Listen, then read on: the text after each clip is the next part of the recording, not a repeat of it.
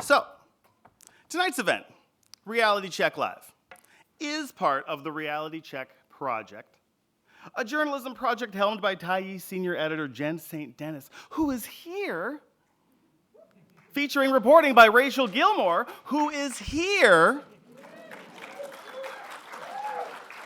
and others are here as well. It tracks the spread of misinformation online. I am very excited to be introducing Rachel, but before I do, I have an anecdote. Can I give you guys an anecdote? Is that okay? Okay. So I want to talk to you guys about the Veiled Prophet Ball. Has anybody ever heard of this? Who said? Is Ellie Kemper here? What's Okay, so the Veiled Prophet Ball is this event that has been held in St. Louis since the 1870s. It's still going on, but after people found out what it was in 2021, they changed it to the America's Birthday Ball. But basically, the Veiled Prophet Ball was founded by Klansmen, and they would have like a big get-together every year. They'd have this ball, and there would be like a beauty pageant, and then like one of the white daughters of the Klansmen would win the beauty pageant, and she'd be crowned the Queen of Love and Beauty. And the reason that people found out about this recently is because it turned out that Ellie Kemper from Unbreakable Kimmy Schmidt had been crowned the Queen of Love and Beauty when she was 19, and that went around in like 2021, and it was a whole big thing. But it wasn't the most interesting thing about the Veiled Prophet Ball. You know, people knew about this event for years, and there were protests in the 60s, and nothing really came of it. And then in 1972, at the Veiled Prophet Ball, two white women named Gina Scott and Jane Sauer pulled off what I think is one of the great feats of citizen journalism. So they got in, by being white women, so they were just allowed to have a ticket, right? And they sat in the balcony. And at some point in the show, Sauer just threw a bunch of leaflets off the balcony, kind of exposing what the Veiled Prophet Ball was. And so now all these leaflets are fluttering down into the auditorium. And while the leaflets are fluttering down, Gina Scott rappels down from the balcony on a rope, hits the ground so hard she breaks a rib and her back. Yeah. Jumps up and rips the mask off the Veiled Prophet himself. He is the MC of this event, I guess. Tears the mask off of this guy. And this makes the news. And it's fascinating is that the St. Louis Post-Dispatch reported, and this is a quote, "The Veiled Prophet, whom everybody could see was bald, and very angry, struggled gallantly to restore the veil and its 95-year-old tradition of anonymity to its proper place." What the Post-Dispatch didn't tell anybody was that the mysterious man, the now unveiled prophet, was Tom K. Smith Jr., a vice president at Monsanto at the time. Yeah, because these secret societies, there's some important people there, and obviously these groups have a lot of influence sometimes. So the chairman of the Veiled Prophet Committee, this guy named Alexander Cornwell Jr., he wanted to press charges. But then he was told that the Veiled Prophet would have to appear in open court. And that's when the whole matter was dropped. And this is the thing. A lot of the power these folks possess is due to their anonymity. If we don't know who they are, we can't hold them accountable, and we can't shame them for the things that they're doing. Which is why it always excites me when I find out that there are people who are still working today to unmask the veiled prophets of our time, because these things are still going on. And lately it seems like these things are getting worse. Which brings me to Rachel Gilmore.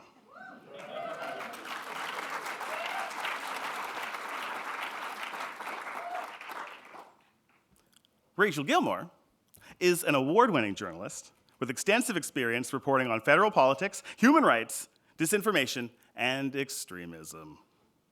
She launched her own media company, Bubble Pop Media, last year. She shares her independent reporting across social media platforms, where she's accumulated a collective audience of over 500,000 followers. She's almost certainly your least favorite person's least favorite journalist. She's here today, and I believe she has a presentation for us. Rachel, why don't you come on up here and tell us what you know?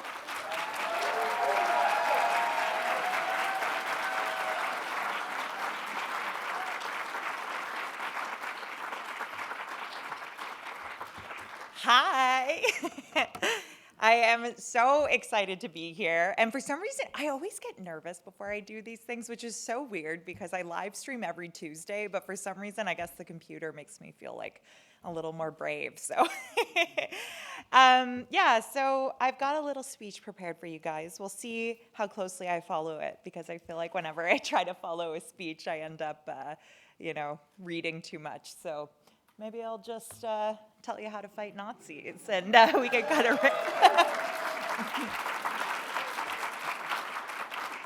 I also have a little addendum there, hopefully save democracy along the way. So I want you to picture this, okay? You are at a small bar in maybe the most hip, like woke neighborhood in your city. It's the place where a lot of LGBTQ folks hang out. There's free Palestine posters on the wall. You feel really safe here, and it's also really, really cozy, so really small. You can kind of scurry from one end to the other before you can say, what the hell is a Nazi doing here? You're in a back room. So you go through this tiny bar, through a small door, and there's another even smaller room where you just finished watching your boyfriend. Congratulations, you all have boyfriends now. He just finished playing his set. And when you turn around, there are two men standing there, and they are staring at you silently with their arms crossed. They look pissed. You notice a Nazi symbol on one of their lapels. That's the bar, by the way.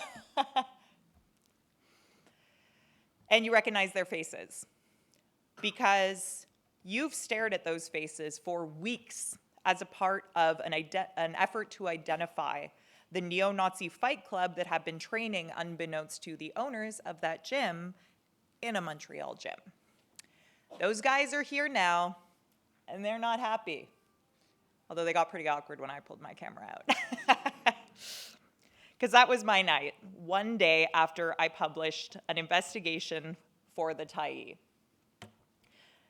This is also the state of not only Canadian journalism, but also Canadian democracy. We are living in an age where self-identified Nazis, genuinely, there was some kind of right-wing trolls that were trying to downplay what happened here. And one of the guys who showed up replied to someone who was trying to downplay it and said, "To be fair, I am a Nazi." So they are literally self-defined Nazis, okay? But they think it's okay. And they're emboldened enough to show up in person to intimidate a journalist for exposing them. But how did we get here? And it's important that we look at this on not just a personal, but also like an individual level, but also on an institutional one. And today that's what I want to talk to you about. Because to solve this problem, it's going to take every single one of us, and I'm so sorry, because it's a doozy.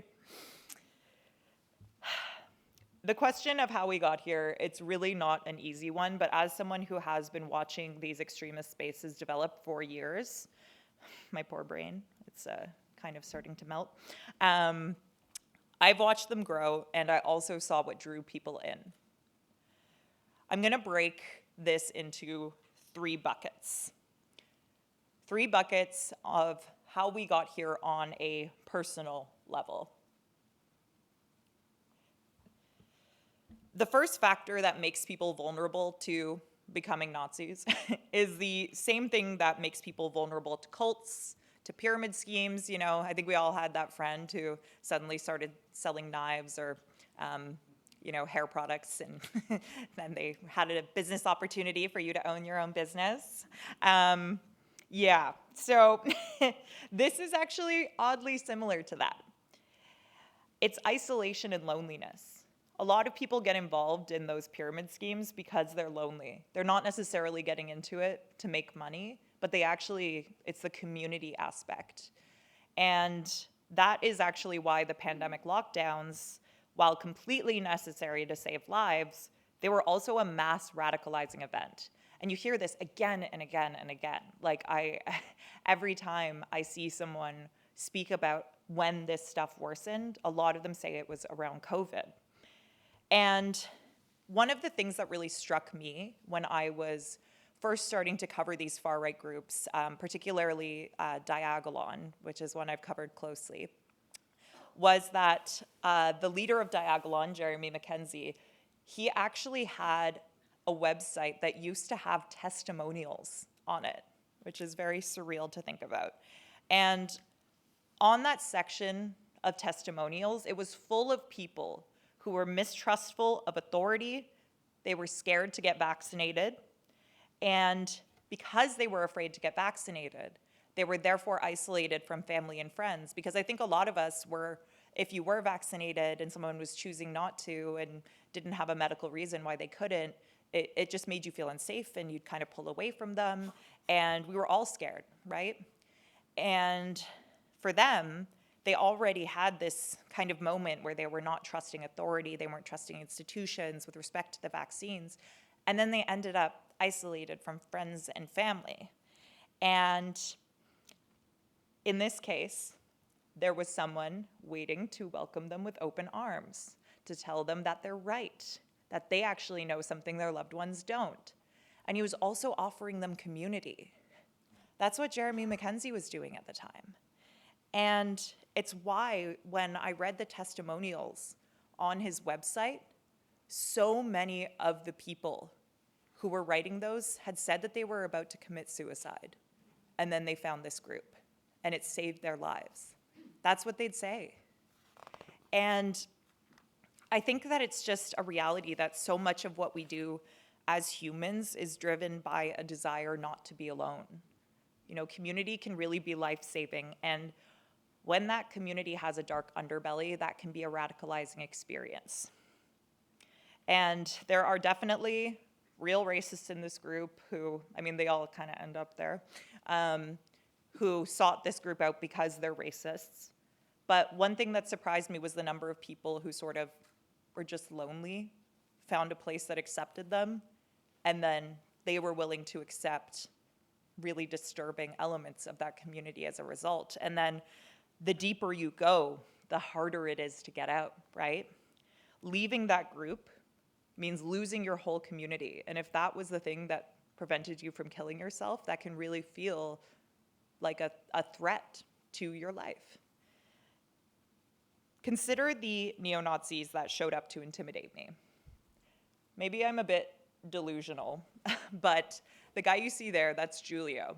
So in this reporting, for those of you who may not have seen it, I ended up unmasking him as a member of this white nationalist fight club, because those exist now, which is really cool.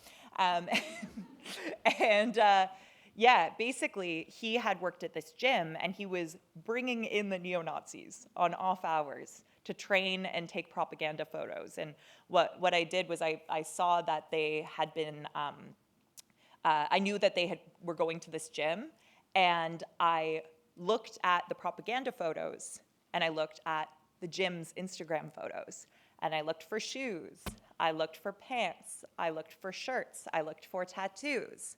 And that's how I was able to identify some folks in this neo-Nazi group. And one of those people was Julio. And that night, he came out and he was there with Sean Beauvais-McDonald, who's been unmasked as a neo-Nazi for a really long time. He was actually at Charlottesville, for those of you who remember that, the Tiki Torch March, where Heather Heyer was killed. And Sean did all of the talking. And again, maybe I'm imagining it, but I felt like Julio looked sad when he was standing there. And it really kind of surprised me. And I was thinking back to, I spoke with the gym owners that day, and they told me that, and again, he could have been full of shit, but they told me that he said to them he was thinking of getting out. He wanted to get out of this Nazi group. And I couldn't help but wonder if the leader of the group brought him out to intimidate a journalist in public, because how the hell do you come back from that? So when you find these communities and you get sucked in, again, I'm not saying that these guys are innocent victims by any stretch. Plenty of us get lonely and don't become Nazis. But I think it's important to try to understand the conditions that allow them to become radicalized in this way, so that we can figure out how to pull people out or recognize people falling down these rabbit holes. And, you know, I honestly, I don't know if Julio wanted to be there. And I hope he still finds a way out. I really do. But that's the cycle. It's one of loneliness, isolation, the discovery of an abusive community, not only to others, but to one another. And that's the first part of how we get here. There are also two other factors of how we ended up here that I'll quickly mention. They're not as long-winded as that first chunk. The second factor is late-stage capitalism. Do you really think we'd be here? Do you think we'd have these levels of loneliness and desperation if we didn't have people hoarding wealth? If we didn't have the death of third spaces, which are free spaces where you can meet other people and find community without having to open your wallet? Like, those are deteriorating. Wealth inequality is actually, I've used this screenshot so many times, and then 2026 rolled around, and there was a new one for me to grab. Because every year, the gap between the richest and the poorest rises and is the worst it's been in recorded history since StatsCan started paying attention to that, okay? Like, it's a problem that keeps getting worse and worse and worse. This kind of utter contempt for fellow humans from the wealthiest is a breeding ground for desperation and for a search for answers. Because the thing is, if you are not only isolated because you can't afford to go out and do anything, and you're frustrated because you can't afford your life, can't afford a house, can't afford to have kids, you're struggling every day, you're seeing the ultra wealthy, and you're seeing that the government is seemingly allergic to taxing them or to actually making regulatory changes, to standing up to big tech or doing the kinds of things that would actually address wealth inequality. When you see that, can you tell me a better recipe for institutional mistrust? And also for a desperation for feeling like there's something you can do in a world that is so overwhelmingly powerful, and that power is concentrated in people that you don't know, that aren't you, that aren't your friends. It's this tiny group of people that have it all, and you can barely, then they give you shit about buying a Starbucks coffee or like an avocado toast. It's insane. But the idea of destroying capitalism, like, that's a doozy, right? So along comes someone who speaks to these problems, who tells you, yeah, actually, the government isn't doing anything to help you. You do deserve to be able to pay your bills. And they also then offer a solution, but the people that they end up blaming are not the 1%. It's guys like Jeremy McKenzie who will turn around and tell you that it's the South Asians that are coming here. And I think that for some people, the desperation caused by this wealth inequality makes them crave answers that they feel they can actually control, that they feel they can actually do something about. And it's a lot easier to, feel as though you can do something about your neighbor than about Elon Musk. And that is a huge part of how we end up here. The third and final factor that I'll briefly mention is mistrust of the mainstream media. We haven't always gotten it right, to be clear, in the mainstream media. But media has also been the favored scapegoat of politicians, podcasters, and grifters at the head of these far-right movements over the years. And if people are no longer operating on a shared set of facts and they're not living in the same reality, and they don't trust the media to provide those facts and realities, that's fertile ground for being further disinformed and radicalized. Okay, so that's how we got here. We got our three things, right? A lack of community and loneliness, COVID especially as a mass radicalizing event, wealth inequality as a result of late-stage capitalism, which is making people broke and desperate to feel like there's something they can do about it, and people have shot the messenger, the media, who they don't trust anymore. But that last point, that doesn't mean that we as the media haven't failed too. And that's the second of the big three questions that I want to ask you today and try to solve in this talk. How have our institutions screwed this up? How have we failed to address this world in which the reality has been created where Nazis feel comfortable showing up to intimidate a journalist in public? The first failure is one that I have been unlucky enough to experience firsthand. After those neo-Nazis showed up to try to intimidate me for my work, I didn't get to go right home and collapse as much as I wanted to. After my security guard checked to make sure they weren't, because I hired security that night because I was a little worried. I thought I had overreacted, and I was wrong. He swept outside of the venue to make sure they weren't waiting for me, followed me in his car to the police station to make sure I wasn't followed. And when I got to the police station, the security guard stayed with me, and he gave a statement too. But what was really frustrating was when I got to the police station, I knew how it would go. Because it's gone the same way every single time. It went the same way when a man made a video in which he pulled out a knife and suggested he'd deal with me the way they deal with horses that don't behave. It went the same way when I received regular threats to my life from a Proton Mail account. It went the same way when I was put on as the first entry of an international doxing website in the wake of Charlie Kirk's murder. So it went the same way, once again, after the neo-Nazis showed up to threaten me, implying that they knew where I spent my time, the personal spaces I spent my time in, and that they would come and pay me a visit there too. Here's the way that it goes, every frickin' time. Thank you for reporting this. We're glad to have it on file, but we don't quite have enough to lay charges. I know that when I go to the police, what I'm actually giving them is a paper trail that they can use when I'm inevitably assaulted or murdered. They're not doing anything to prevent it, they're just documenting the process. So that's the first institutional failure. Why aren't we doing anything about the way these increasingly radicalized people are threatening journalists, activists, and anyone else they perceive as their political enemies?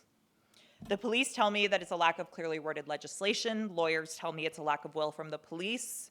In the end, all I know is that I have been threatened for years, and no one has felt any consequences except for me, who doesn't get to live a normal life anymore. The second institutional failure is, as I hinted earlier, from the media. The Tyee is a great example of an exception to this failure. Hang on, there we go. As the media, we gotta stop both sidesing things, particularly when it comes to the handling of the harassment of our fellow journalists, but also across the board. Like, I honestly think that this idea that we can be objective and we can be fully neutral, it's not possible, which means that you're actually starting from a trust deficit. Because when you tell your audience that you're capable of being a robot, they know you can't. They know you're a human being. They know there's micro-subjective decisions that you're making along the way. And so you're kind of starting off by insulting their intelligence. And I'm not saying that that means you should just, we should all become Rebel News or something. But what we should do is what Jeanette actually told me the Tyee strives to do, which is to be fair. not necessarily unbiased or neutral, but fair. Because the thing is social media has created the conditions for a bad faith outrage machine. And there are people who have literally bragged, particularly on the political right, about their ability to leverage that bad faith outrage machine to do stuff and to like take down their perceived political enemies. Claudine Gay at Harvard's a good example of this. There's this guy, Chris Rufo, who's bragged at length about his ability to achieve this. It actually kind of comes back to something called the Gamergate model, if you guys have heard of that. But I won't get into all of that right now. But it basically goes like this. They choose a target, find something to be outraged about that target has said or done. They pretend that they really care about that thing that the target said or did, when actually what they care about is discrediting the target. And because media doesn't have the capacity to interrogate intent behind outrage, they cover it and both sides it as if it's a legitimate grievance that's being aired. And that actually ends up discrediting all kinds of people, because bad faith outrage is being legitimized through the media's necessity and need to be fair, more than fair, to be unbiased, sorry, not fair. And this silences voices who are targeted.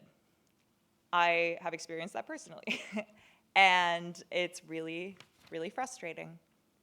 And the thing that I think the media has to remember is that when we pretend that we can be neutral and we pursue that idea of objectivity that we actually can't achieve, the only thing that you can achieve is a perception of objectivity, a perception of neutrality. And when you are chasing a perception, you are always going to be vulnerable to the loudest voice that tells you that you've failed. And that's exactly what they figured out how to game on Twitter. So that's how journalists who report on the far right lose their beat. I can tell you, actually, when I was at Global, I had a scoop, and I brought it to my newsroom, and I pitched it to my boss. She said, yeah, that's a good story, but, you're getting a lot of, the internet's a little intense right now. You're getting a lot of hate these days. So they took my scoop and they gave it to a male colleague.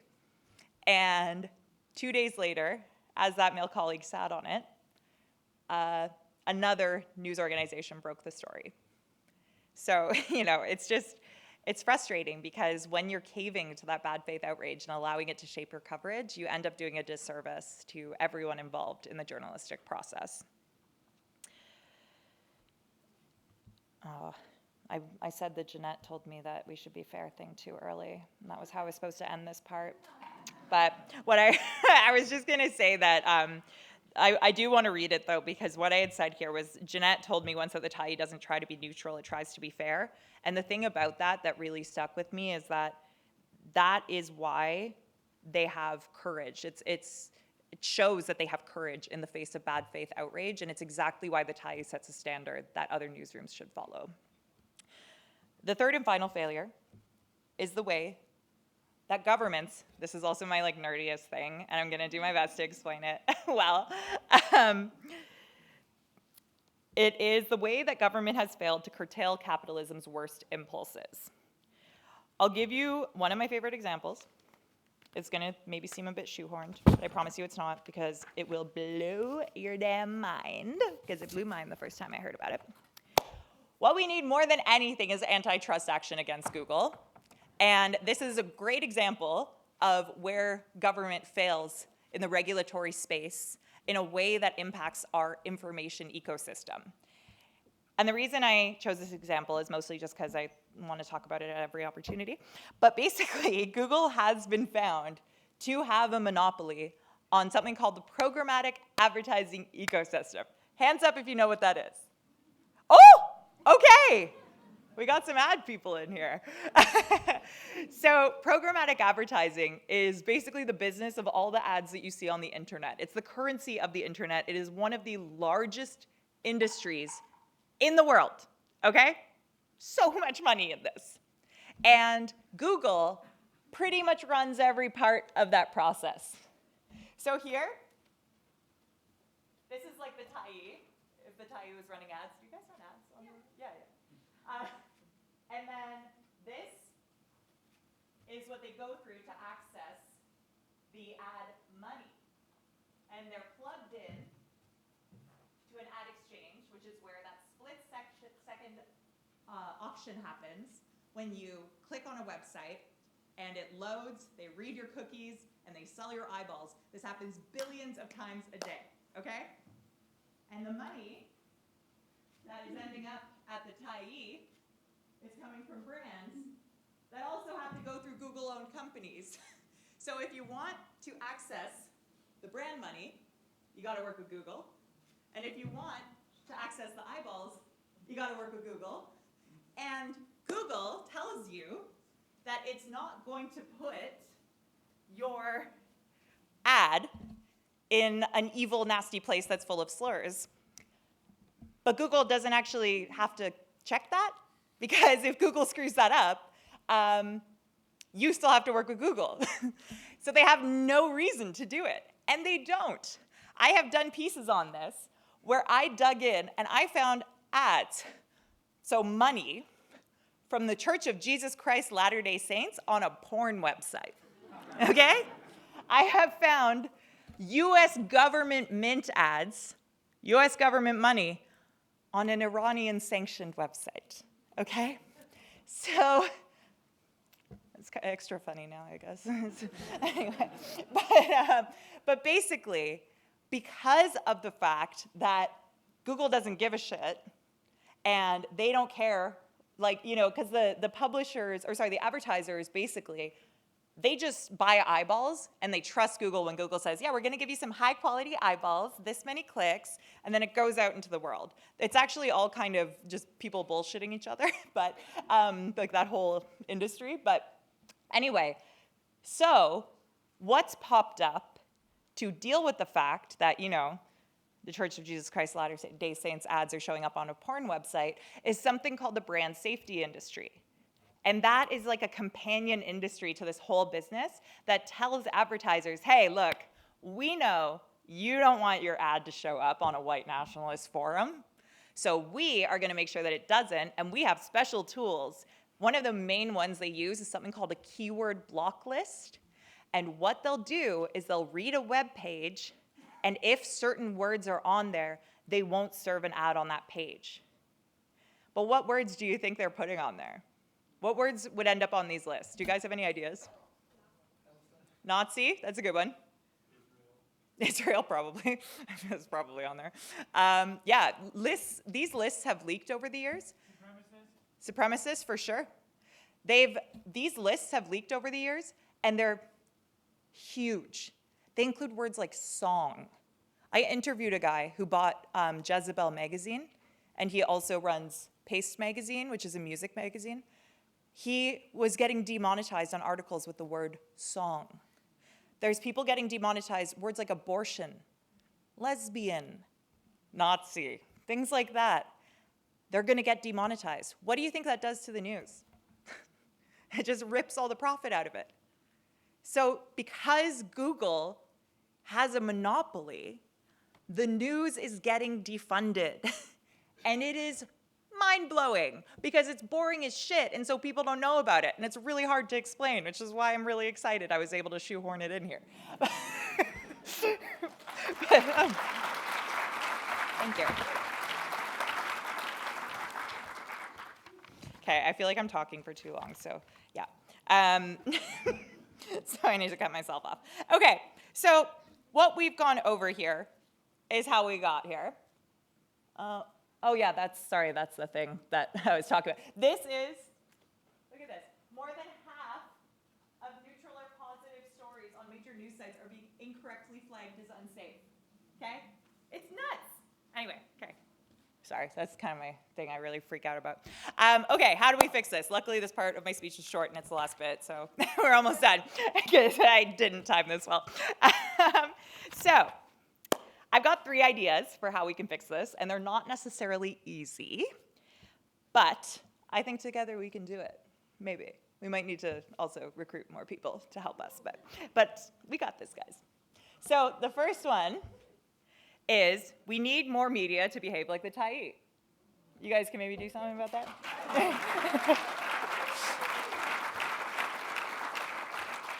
We need them to be fair rather than both sidesing everything. We need them to stop adjusting coverage and punishing journalists in the face of bad faith outrage. And it also helps if folks subscribe to newsrooms like the Tyee. That way, the best of the best can keep doing this work. The second solution is a toughie. We need the government to act. We need them to take antitrust action against big tech so factual journalism can thrive again, no longer stuck in cycles of layoffs that create a timid workforce. We need the government to tax the rich so wealth inequality isn't so fucking brutal and radicalizing, and so we can afford to spend time and find community again through those third spaces. We also need government to make sure the laws are in place to deal with the threats that people face for advocating for their community or doing journalism. That way, we can stay alive while we fight to realize these goals. The third solution, we need community. Sorry, I've had a little too much fun with this one. I know that's easier said than done for all the reasons that I've talked about today, but we need to check in on our friends, and if they're pulling away and isolating themselves and it's safe for you to do so, just check in with them, see if they're starting to fall for some disinformation, and if they are, try to pull them out of it, because one of the biggest predictors of belief in conspiracies is believing one conspiracy, so that first one's a real doozy. We also need to be around each other if we're gonna organize for the kinds of changes that I was talking about us needing from government. And we need to talk to one another so that we can remember our shared humanity and remember that there's more good people out there who care about each other than there are Nazis and wealth-hoarding billionaires. Because the thing is, without hope, we can't achieve anything. And while it might sound really corny, I genuinely believe that together we can achieve everything. So, thank you so much for listening.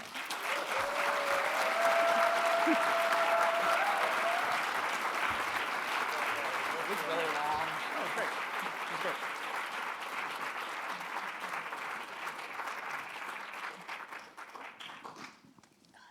Let's do that again. Rachel Gilmore, everybody. Thank you.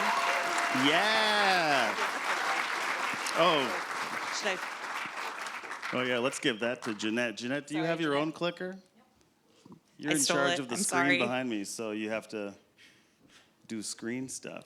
Rachel, it's weird to become a neo-Nazi because you're lonely. I know. I know. I wouldn't have done that. I feel like there's other stuff you can do. Like you could join a book club. Yeah, they actually have those in the Nazi spaces. Yeah, I wasn't thinking a neo-Nazi book club, but I mean, I guess that makes sense. That's the book Jason Kenney was defending recently. That's a popular one in those book clubs. Anyway. You could become a Tyee builder. That's one way to make friends. You'll be friends with me then. Yeah. All of my coworkers at the Tyee. You'll help us put on this incredible journalistic outlet. You'll help us. You'll fund us. You'll put my kids through college. And you can do that, by the way, by going to subscribe at thetyee.ca. That's just something you're the subscribe.thetyee.ca, right? Support.thetyee.ca. Is it on the screen behind me? It should be. Oh, it just says my name. Okay, or another thing you can do to make friends is you can host an event like this. Yeah. And then just fill up a panel, like a little talkback panel. Like I actually can just add more friends right now. We're your hostage friends. Watch this. All right? I'm going to say, Jen St. Denis. Come on down. Jen St. Denis is a reporter and editor at the Tyee. In 2023, she won a Canadian Association of Journalists Written News Award for her reporting on a fatal fire at the Winters Hotel in Vancouver. Yes, yes. Woo! Yes. Yes. And in 2025, and I don't know if you've heard about this, it's not like you have a plaque up at the office or anything, she was included in Vancouver Magazine's Power 50 list. That's right. You are looking at one of the most powerful figures in this city, and she currently focuses on right-wing political trends. Is that accurate? Is that your main focus, right-wing political trends? I call it right-wing political trends when I'm trying to be a little bit neutral. But sometimes I just call it nonsense. Right. Well, I thought you were going to say Nazis like Rachel did. You just fight Nazis. Yeah. Is that what you do for work? Nonsense. No, not nonsense. Nazis. Nonsense. I misheard. She's one of the few people who understands almost everything I say. So I can do this again. Check this out. Amir is the host of the TV talk show This is Vancolour, which is wrapping up its 5th season, I believe. Wow. Thursday nights? Thursday nights at 9. You're forgiven for not watching tonight. It's fine. It's Thursday. Oh, yeah. I'm. What do we do now? I'm TiVoing it. We don't TiVo anymore. PVR. I'm gonna watch it on YouTube later. The next day. I'll watch the best parts on YouTube later. Does anyone know the score of the Habs game, speaking of? Wow. Really? Okay, so how many people were actually trying not to find out the score until... I'm so sorry if you were recording Hands up if that spoiled it for you. So sorry. It's fine, it's fine. Also, these guys were on my flight on the way here. Isn't that fun? From Montreal. That's cool. Did you know that you were... I approached her at the airport in like a very intimidating Really? No. Did you walk up and just like... I don't have enough hair to do this. You were good. You were good. I had a smile on my face. This was 2 nice white guys you met on your flight. It's so rare. So that's possible as well. Yeah. That's exciting. Yeah. I think we have like a special app for questions for this one. Can we throw that slide up here? We're using the Slido app. I wonder if I can do my own login here. Is this somebody come over here? I'll do it myself. I got it. That's how you do it, by the way, in case you weren't sure. That's why I did that. Rachel, would you rappel from the balcony to unmask the veiled prophet? I'd love to. I don't know if I have the upper body strength, but... I believe in you. Jen, would you? I have been lifting heavier, so... Would you? That's actually my if question. I was with Rachel, I would, yeah. Oh, yeah. Yeah. Honestly, I think we'd be a great team at that. I think I do the leaflets, though. I do the leaflets. Mo, would you rappel from the balcony to unmask the veiled prophet? I would need a really good disguise to get into the Nazi party. Yeah, you're not invited. So, step 1, let's work on that first before we train for the rappelling. I want you to know that after the controversy, they did announce that black people were invited to the future veiled prophet event. I'm sure It those was still sold a real very quick. racist event, but you can come if you really want to. Hey guys, what do we think about traditional both sides journalism? You basically made it seem like it's a stupid thing to do. Jen, do you have any opinions about both sides journalism? Are you objective? I sit next to you. Are you objective? Tell me now. Oh, well, okay. There's a difference between like how we gab in the newsroom and then what gets put on the page. I'm a real traditional not both sides, but all sides journalist, where I am really rigorous and want to go and talk to everybody and make sure that everybody gets heard, partly for legal reasons, so we don't get sued. That's very important. Yeah.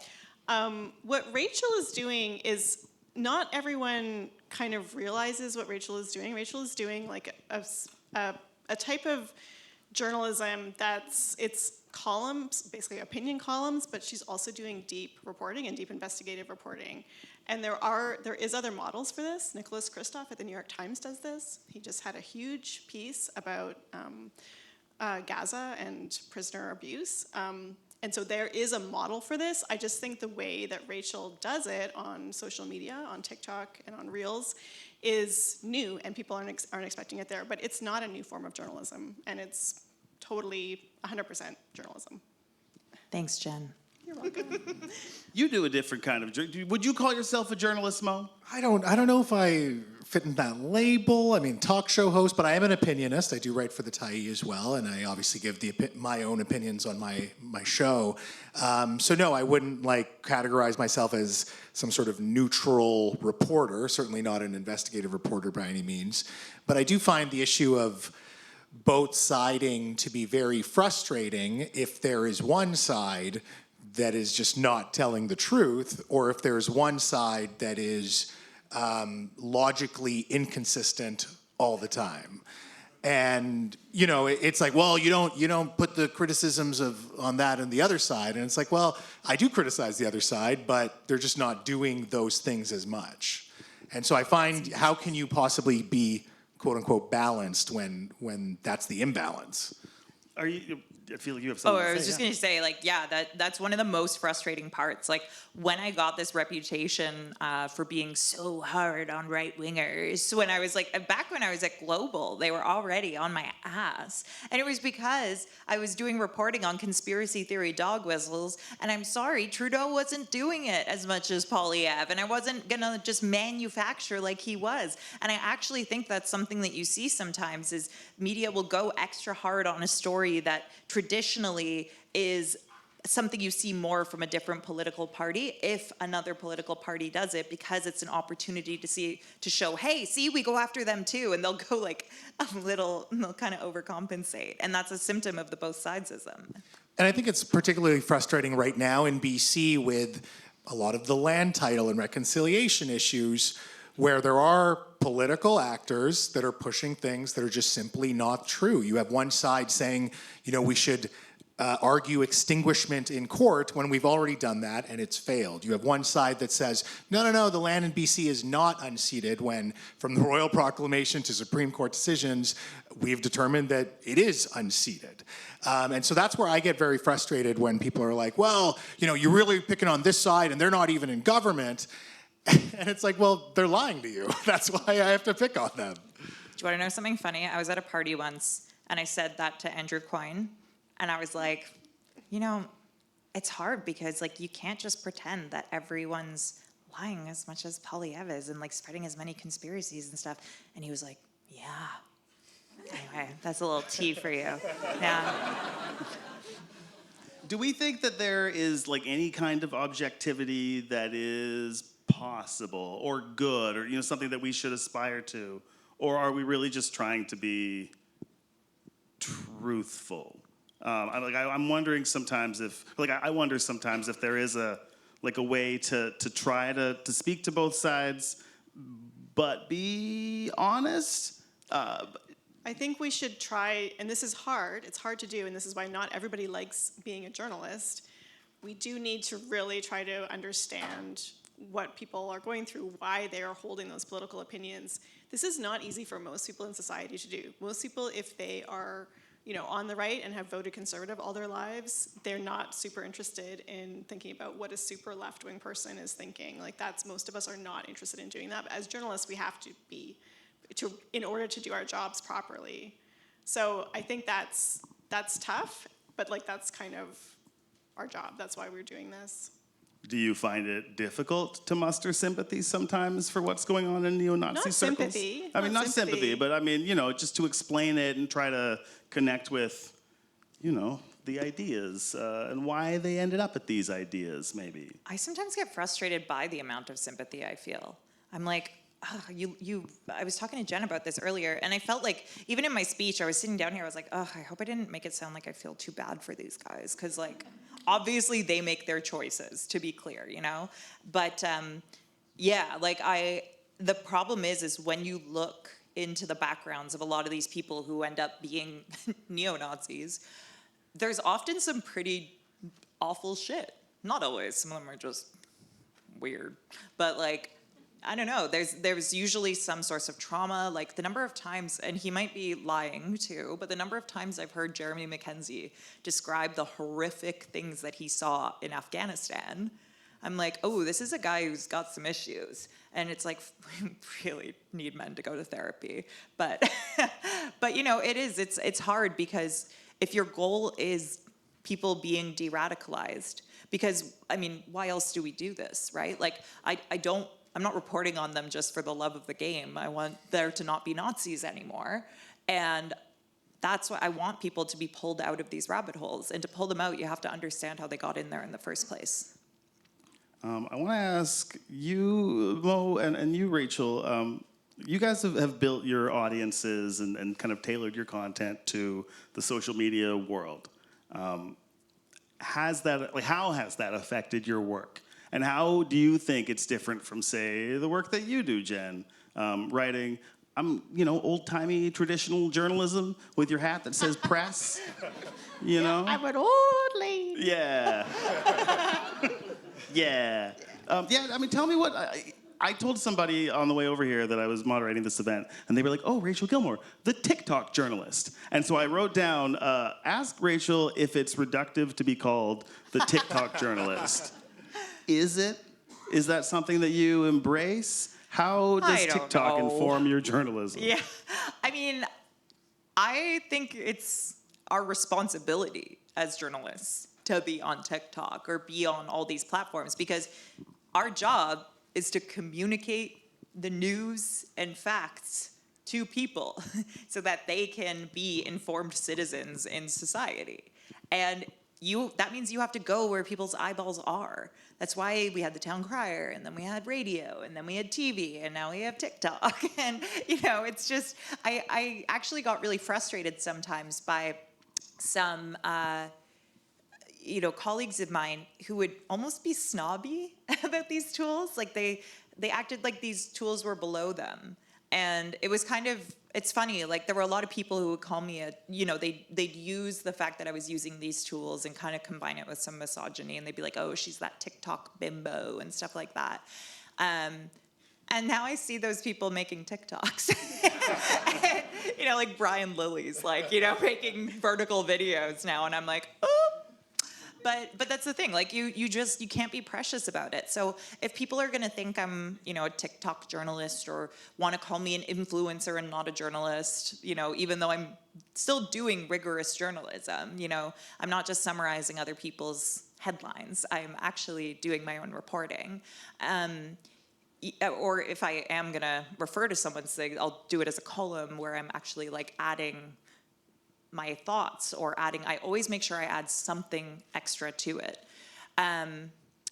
If people can call me whatever they want, and I'm just gonna keep informing the public and not let it get to me, because everyone's got an opinion, and I just want people to know the news.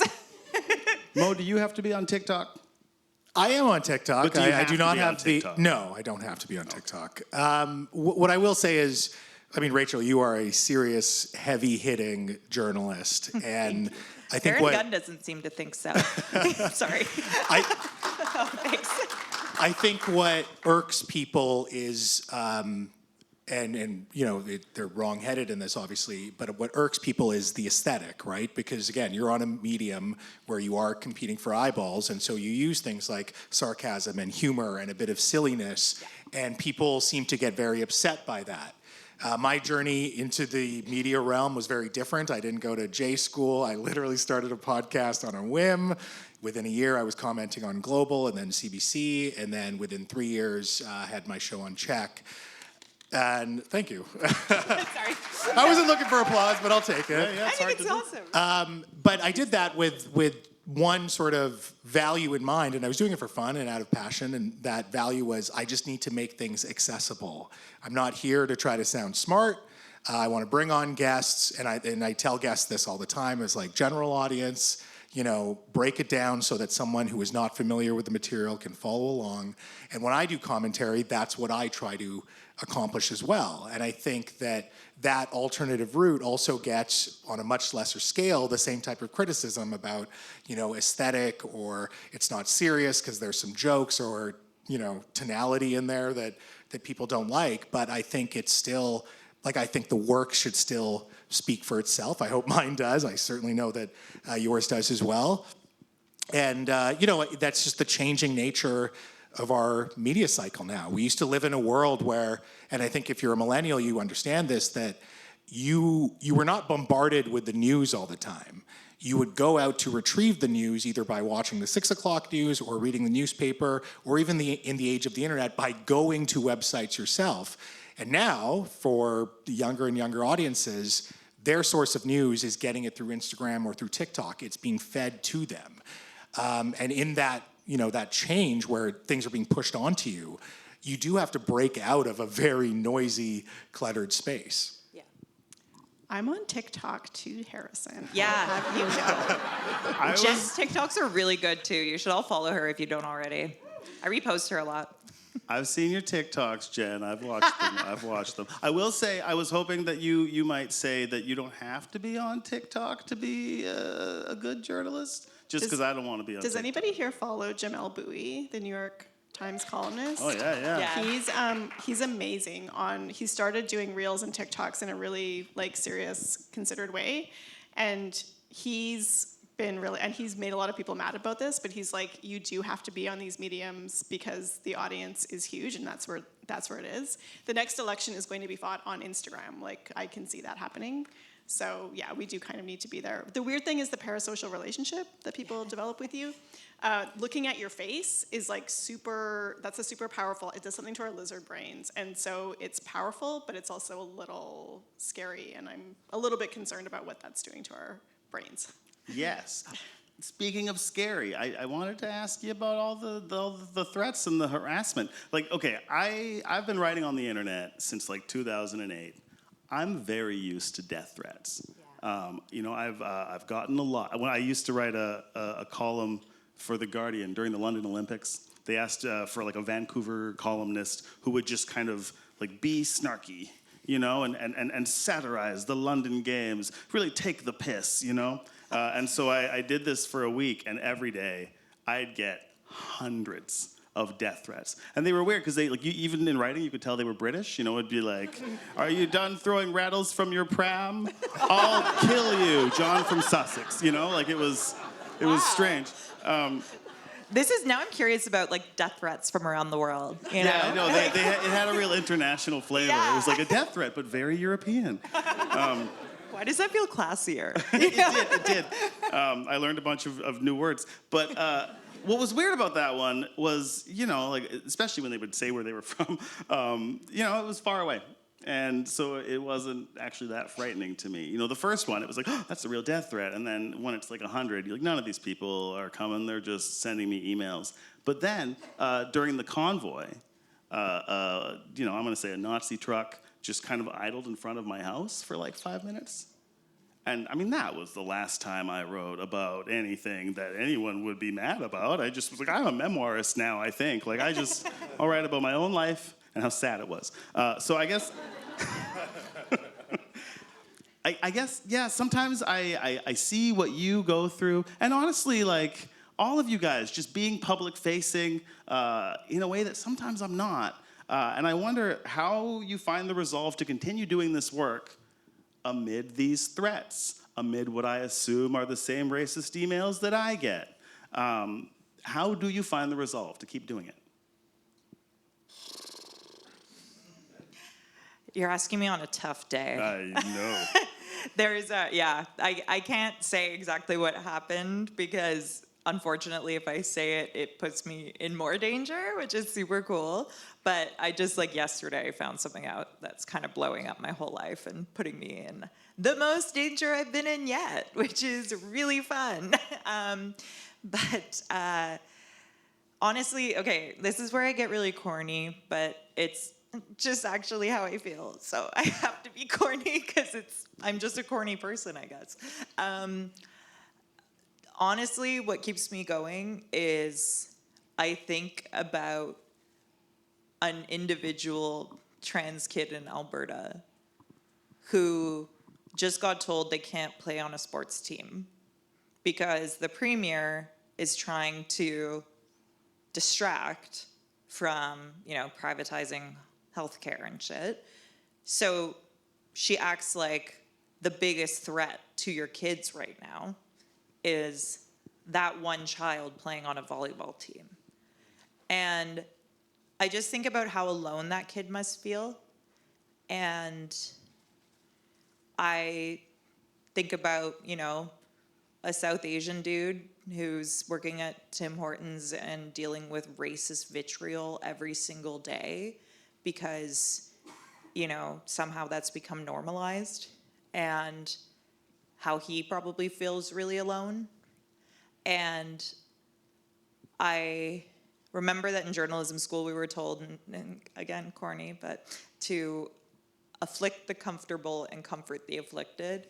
And I really, every time I feel like I want to stop or feel scared, I think about all those people who feel like someone knows they're worth protecting and who feels a little bit less alone when they see a story that I do.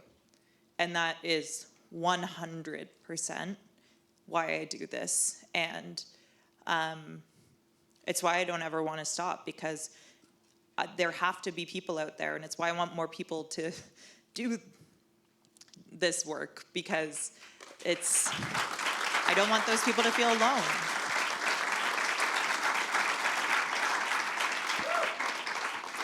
Yeah, and I just want to emphasize that Rachel and I are not doing this work because we're like chasing Nazis. Like, we're not going out for the adrenaline thrill ride of like trying, like we're not doing it on a whim. We're doing it because we are seeing that this is a trend that is happening out of our control, that is really influencing Canadian politics and society right now.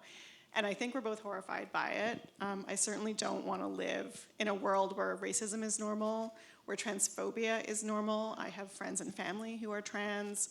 I don't want to live in a world where, we're pretending or we're believing a lie that residential school abuse didn't happen. I don't want to go backwards. So we're not. So I just want to ground us in, like, we're not like thrills. Well, we're a little bit thrill seekers maybe. But Our brains have to be a little that broken visual to be doing investigation, which I also had to. Rachel's visual investigation. I also spent so much time looking at shoes and pants. That was like amazing. Yeah.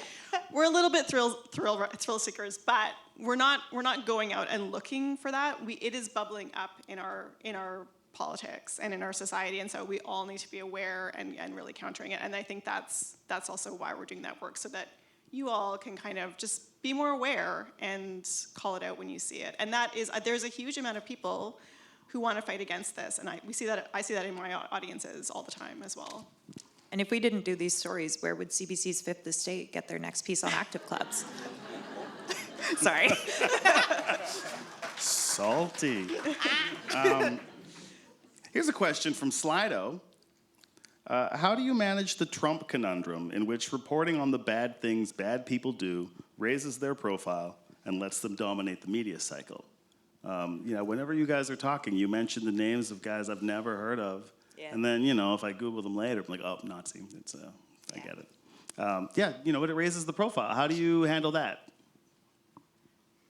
All right, I'll do it. It's honestly it's a really difficult thing, but I'm trying to remember, because there's actually been some sort of, I think, scholarship on this, and it's hard. It's really hard to know, to find the line between platforming and exposing. We know that unmasking neo-Nazis is one of the main ways that they actually are spurred to leave the movement. It's because they have to face their friends and family that they've hidden, hopefully they've had to hide this side of themselves from. And they're kind of confronted with the reality of these communities and their beliefs, because I think it's easy to feel like you're in this meme-fueled world, especially with the Nick Fuentes and stuff. And you kind of realize, oh shit, what I'm saying actually has, societal ramifications and actually hurts people. Also, I think with the rise of alt tech, these guys, they blow up without us. So I think that rather than letting them write a false narrative about themselves, which they are very adept at doing, using platforms like Rumble, which is a right-wing, a free speech YouTube, or like Kick, where they can live stream in all kinds of gnarly ways. There's these companion social media sites and platforms. So like these guys can find each other and can blow up and can have community and can make money, and they don't necessarily need any help from us. But when we cover them, we can contextualize them. We can give someone an article or a video to turn to where they can say, hey, I didn't know that guy from Juno News was liking slurs for South Asian people and is now reporting on immigration. I didn't know that. And it just helps you to contextualize who these people are and the things that they're saying and doing. And so honestly, I think that we're fighting against a current right now with the direction and the algorithmic rewarding that these guys get. And we're just exposing who they actually are. And I think it's important because in their circles, these guys are big. And the stuff they're doing, people need to be aware of. Like, these guys are literally trying to find ways to enmesh themselves in conservative party conventions and circles and stuff. It's really important. They're succeeding. Sorry? And they're succeeding. And they're succeeding.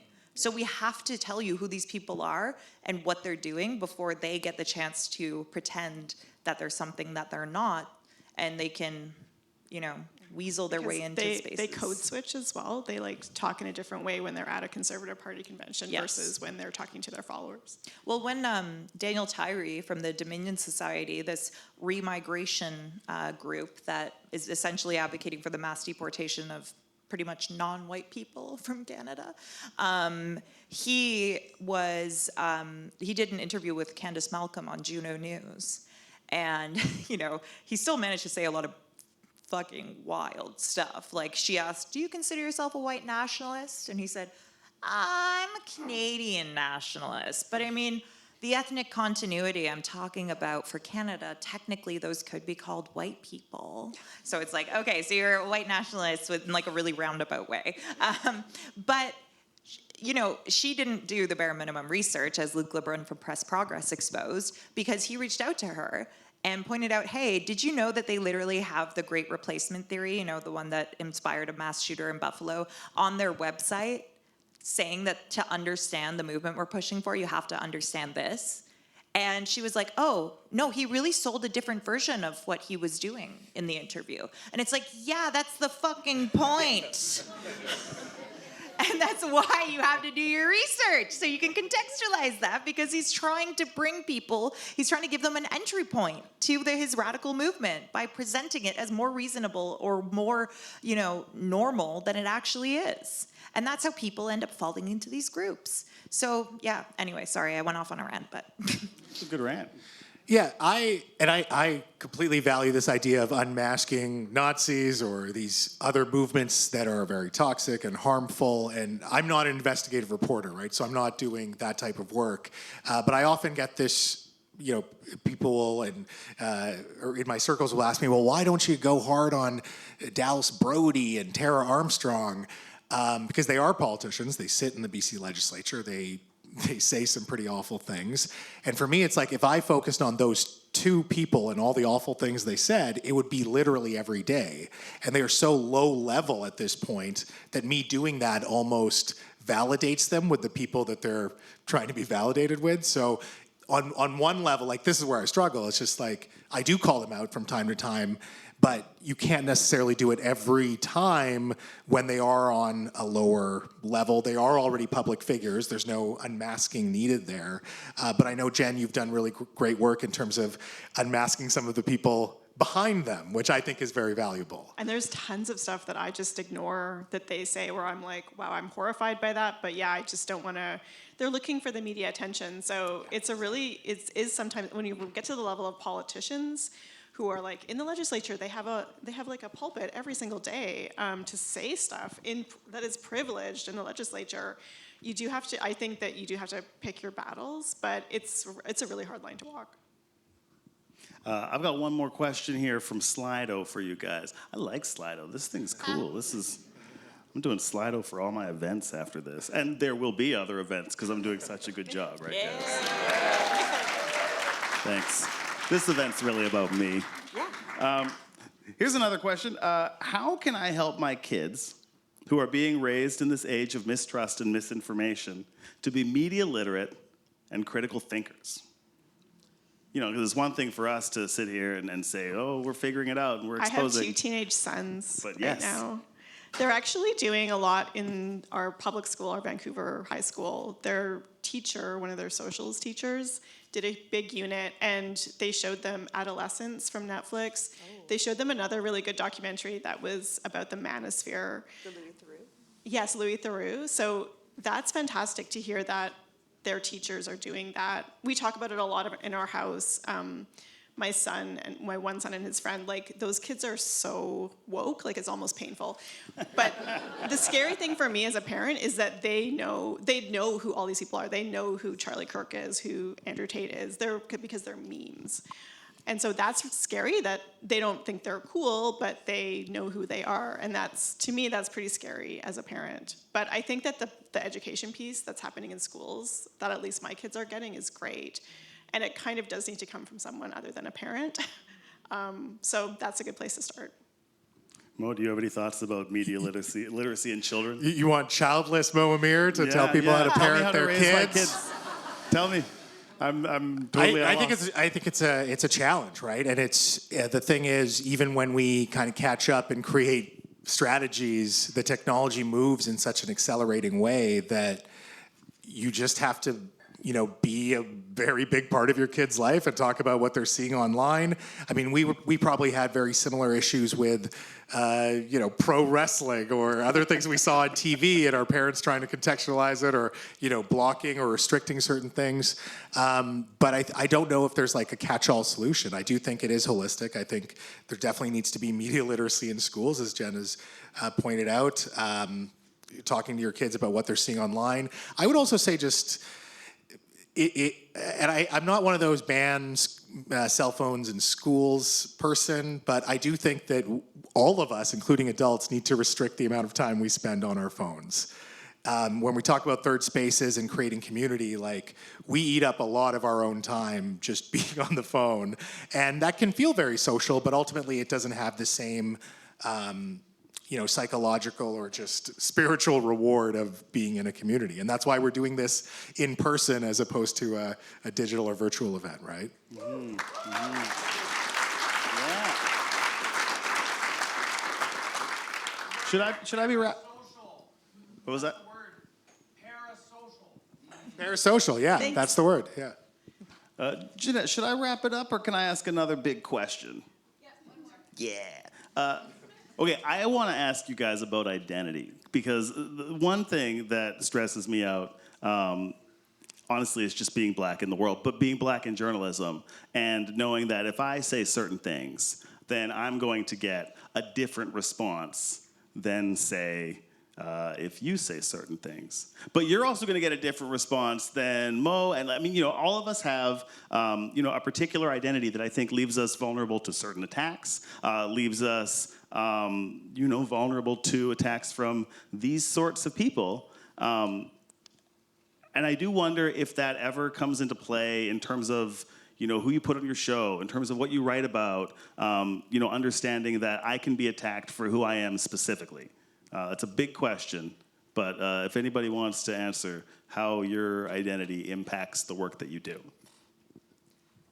I mean, they make really messed up videos of me and stuff that are pretty disturbing. Yeah, I don't know. I mean, the misogyny is pretty crazy, but I sometimes use it.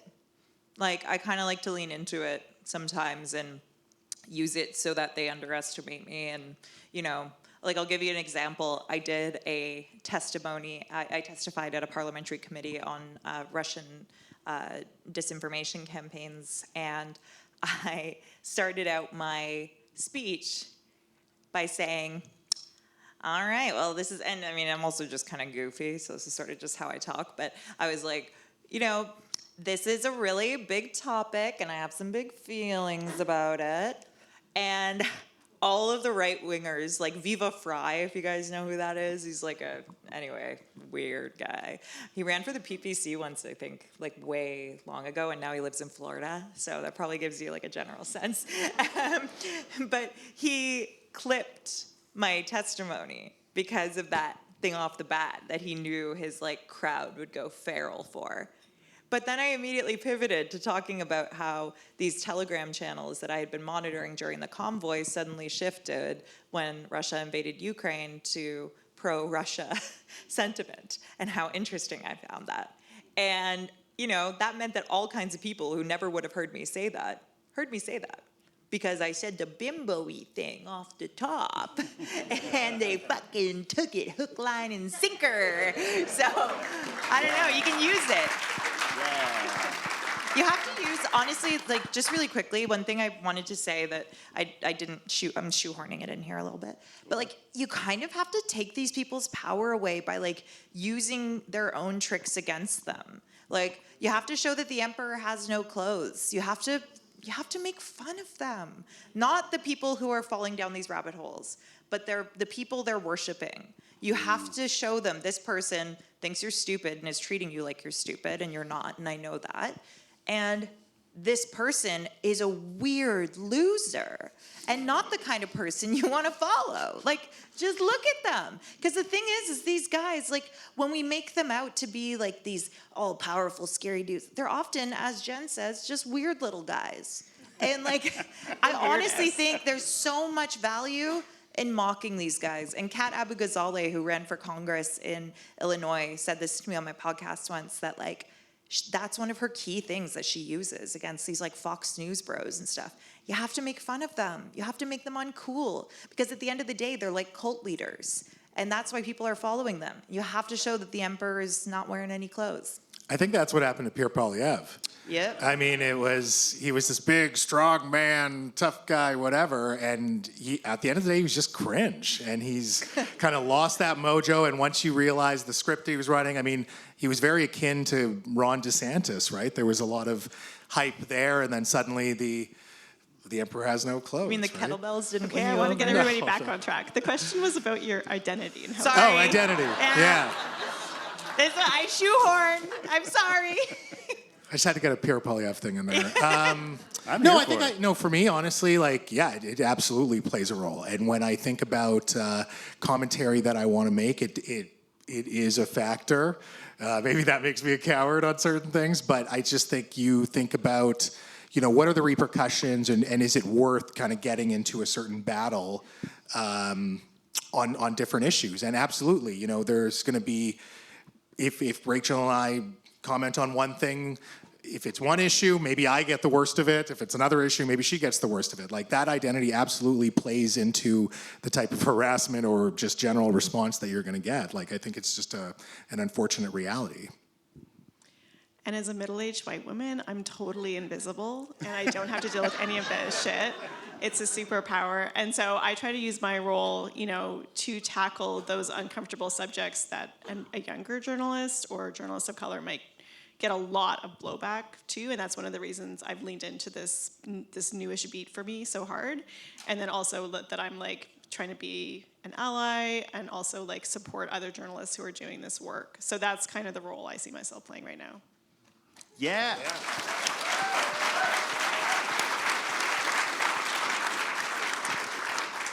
We're about done the talkback portion, but I feel like while you have microphones in your hand, this might be a time to plug something. Do you want to tell people about your Patreon account or your YouTube account? Where do we find and follow all your various? Everywhere. I'm on Patreon, Substack, YouTube, Twitch, Instagram, TikTok. I had to make a Facebook account because someone was stealing my videos and putting them on Facebook and pretending to be me. So I got that one nuked, and then now I post on Facebook too. You can find me basically anywhere, but if you want to subscribe, the places where I actually make money are on Patreon, Substack, and also YouTube is a great place to watch my videos because that's the only place I get paid for your eyeballs. So if you're watching on TikTok and you felt like maybe just like playing the YouTube video in the background or something, that also really helps. Mo? If you're one of the few people that still has cable TV, please watch and PVR my show. It's called This is Vancolour. It's on Check TV Thursdays at 9 o'clock. You can also just search for This is Vancolour for full episodes and YouTube clips as well. I'm on CBC every Thursday at 4:30 as well with Gloria Bakarenko and On the Coast. Or actually, that's 4:10. And I don't know, find me on social media at Vancolour. And Jen? I want to plug our staff who put on this event. I'm Jeanette, our publisher, who organized. Yes. Absolutely. all of our other staff, Kimberly, Carla, and Kayla, our photographer. Thank you so much for just having this idea to bring everybody together in person and get us out of our online world. It's been great to hang out with all of you.